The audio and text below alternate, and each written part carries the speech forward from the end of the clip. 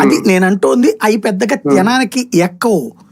జనానికి ఎప్పుడు తెలుస్తుంది అంటే, ఇప్పుడు ఇవాళ జిఎస్టీ తగ్గించారు, ఎవరికి ఎక్కుతుంది జనానికి? షాప్ బయట బోర్డు పెట్టినా కూడా.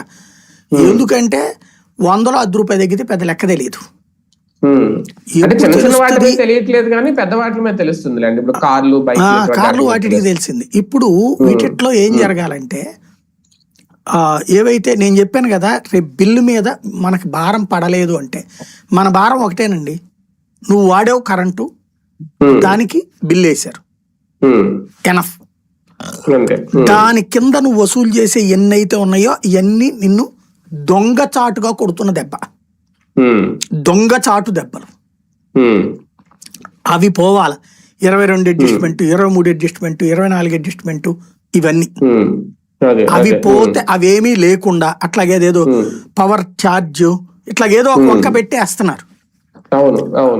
అలాగే వాళ్ళు ఏదో ఇనిషియేటివ్ తీసుకుంటారట ట్రాన్స్ఫార్మర్లు అవి కొనుక్కోవడానికి, ఆ డబ్బులు కూడా నిశ్శబ్దంగా వేస్తున్నారు.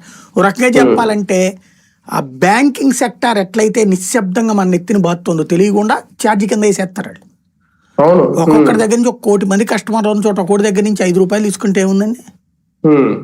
5 కోట్ల రూపాయలు వచ్చేసి 500 కోట్ల 5,000 కోట్లు వచ్చేస్తున్నాయా అక్కడ? అంతే కదా. శుభ్రంగా 5 రూపాయలు 1 కోటి మంది దగ్గర నుంచి తీసుకుంటే ఎంత వెళ్ళిపోతుంది? అట్లాగే వీళ్ళు ఏం చేస్తున్నారు?